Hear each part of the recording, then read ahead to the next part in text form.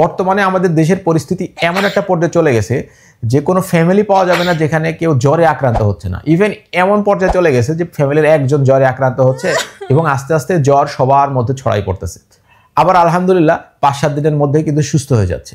তবে এখানে খেয়াল রাখতে হবে, বিশেষ করে ঢাকার মতো একটা শহরে দেখা যাচ্ছে প্রতিটা ফ্যামিলির কেউ না কেউ জ্বরে আক্রান্ত হচ্ছে। তো আজকে আমরা জানবো এই জ্বরে আক্রান্ত হওয়ার কারণগুলো কি, এখান থেকে কিভাবে আমরা এখান থেকে প্রতিরোধ করতে পারবো, আর কি কি লক্ষণ দেখে আমরা বুঝবো যে এখন আমাদের ডাক্তারের কাছে যেতে হবে।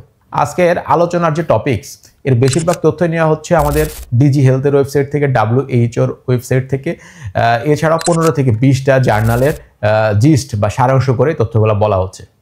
তো আজকে আমরা আসলে এই যে বর্ষাকালের জ্বরের 5টা কারণ আলোচনা করব, মানে 5টা কারণ জানবো এবং এই 5টা কারণের লক্ষণ কি, এটা থেকে কীভাবে প্রতিকার করা যায়। তো নাম্বার 1 যেটা কারণ সেটা হচ্ছে ডেঙ্গু জ্বর।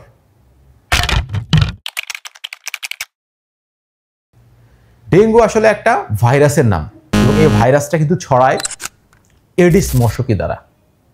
তো এডিস মশকি জন্মানোর জন্য একবার পারফেক্ট ওয়েদার হচ্ছে কিন্তু যে বর্ষাকাল, একটু আর্দ্র ওয়েদার থাকবে, বর্ষা হবে, পানি জমে থাকবে, এখানে কিন্তু এই এডিস মশাটা জন্মায় এবং প্রচুর পরিমাণে এডিস মশা জন্মাচ্ছে, প্রচুর পরিমাণে এই রোগে আক্রান্ত হচ্ছে। আমি একজন অর্থোপেডিক্সের ডাক্তার, আমি কেন জ্বর নিয়ে কথা বলতেছি, কারণ আছে। কারণটা কি, আমাদের এখানে কিন্তু জয়েন্ট পেন নিয়ে পেশেন্ট আসে। এই যে জ্বর আসার পরে প্রচুর জয়েন্টে ব্যথা, হাঁটুতে ব্যথা, কনুইতে ব্যথা, এই ব্যথাগুলো কোমরে ব্যথা, পুরো মাংসের মধ্যে ব্যথা, এইটা নিয়ে কিন্তু পেশেন্ট আমাদের কাছে প্রচুর পরিমাণে আসে এখন। তো এই ডেঙ্গু জ্বরের লক্ষণগুলো কি কি? ডেঙ্গু জ্বরের প্রথম লক্ষণ হচ্ছে জ্বরের সাথে প্রচুর মাথা ব্যথা থাকবে, বিশেষ করে চোখের পিছনে এখানে প্রচুর ব্যথা হবে, ইভেন পুরো শরীর ব্যথা। তো জ্বর, এখানে আল্লাহর একটা রহমত হচ্ছে জ্বর সাধারণত 5-10 দিন থাকে, বডি ইমিউনিটি কিন্তু এটা কাভার করে ফেলে। তবে আপনার প্রেশার ঠিক আছে কিনা, আপনার প্লেটলেট কাউন্ট ঠিক আছে কিনা, এটা রেগুলার ফলো আপে রাখা উচিত।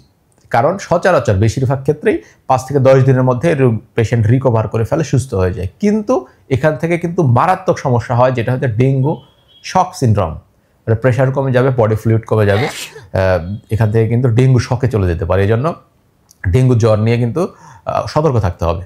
বর্ষায় জ্বরের 2 নম্বর কারণ হচ্ছে ম্যালেরিয়া।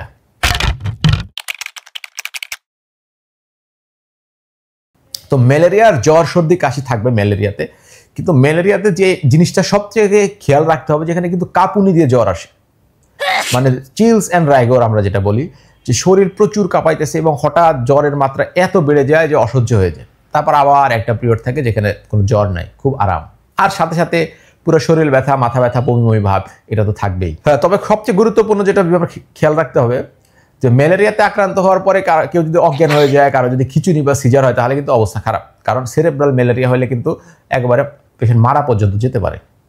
এই জন্য জ্বর হলে, যে কোনো জ্বরই হোক, এটা কিন্তু সর্বোচ্চ সতর্ক অবস্থায় থাকতে হবে।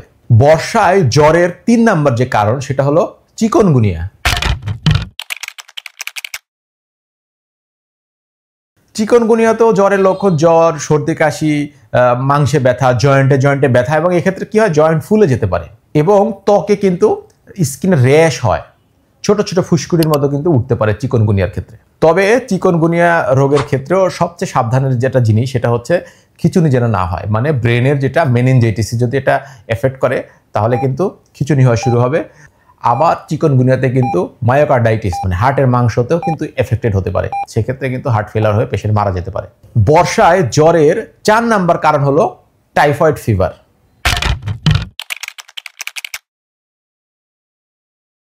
জ্বর, তীব্র মাথা ব্যথা, কাশি, এবং এইখানে কি হয়, ডায়রিয়া হয়। ক্ষুধামন্দার সাথে গায়ে কিন্তু গোলাপি রঙের ফুসকুড়ি বা র্যাশ উঠতে পারে টাইফয়েড জ্বরের ক্ষেত্রে। তো টাইফয়েডকে আমাদের মেডিকেলের ভাষায় এন্টেরিক ফিভার বলা হয়। এটা ছড়ানোর প্রধান মারফত হচ্ছে নোংরা পানি। এই যে বর্ষাকালে আমরা যে সালাদ জাতীয় খাবার বা শাকসবজি জাতীয় খাবার খাই, সেটা ভালো করে ধোয়া হচ্ছে কিনা বা ভালো করে ফুটানো হচ্ছে কিনা এই শাকসবজি রান্না করার ক্ষেত্রে, বা আমরা যে পানি খাই, এই পানি ঠিকভাবে ফুটানো হচ্ছে কিনা, বা ফুটানোর পদ্ধতিটা আমরা সঠিক পদ্ধতিটা অবলম্বন করি কিনা, এটা কিন্তু খুবই খেয়াল রাখতে হবে। কারণ আমাদের এই পানিগুলো সবচেয়ে টাইফয়েড বা এন্টেরিক ফিভারের এই জীবাণু দ্বারা কিন্তু ইনফেক্টেড থাকে। তো এই পানি খেলে কিন্তু আমাদের এটা হতে পারে। বর্ষাকালে জ্বর আসার যে 5 নম্বর কারণ, সেটা হলো সিজনাল ভাইরাল ফিভার বা ইনফ্লুয়েঞ্জা লাইক সিনড্রোম।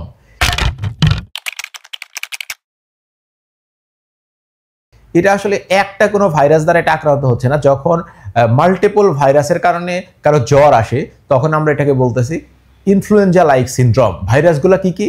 যেমন rhino virus, adeno virus, corona virus বা এন্টেরো ভাইরাস, এইসব মাল্টিপল ভাইরাসের এফেক্টেডের কারণে কিন্তু এইসব আমাদের জ্বর হতে পারে। ইনফ্লুয়েঞ্জা লাইক ইলনেসের প্রধান লক্ষণ থাকে হচ্ছে জ্বর, সর্দি, গলা ব্যথা। স্পেশালি এখানে কিন্তু সর থ্রোট থাকে, যে প্রচুর গলা ব্যথা থাকে, শুষ্ক কাশি এবং গলা ব্যথা। গলা ব্যথাটা এখানকার কিন্তু খুব প্রমিনেন্ট একটা ফিচার, যে সিজনাল ভাইরাল ফিভারে কিন্তু এই গলা ব্যথাটা প্রমিনেন্ট থাকে বেশি। সাথে কাশি, খুসখুসে কাশি বা নাক দিয়ে পানি পড়া, এটা তো থাকেই। এবং এই সিজনাল ভাইরাল ফিভার সবচেয়ে বেশি এফেক্টেড হয় বাচ্চাদের, বয়স্ক মানুষদের এবং প্রেগনেন্ট মাদারদের, মানে যেসব গর্ভবতী মা আছে তাদের ক্ষেত্রে কিন্তু এই জ্বরের আক্রান্ত হওয়ার সংখ্যা খুবই বেশি। তো এখন আমরা জানবো যে এখান থেকে প্রতিরোধ বা প্রিভেনশন আমরা কিভাবে করব।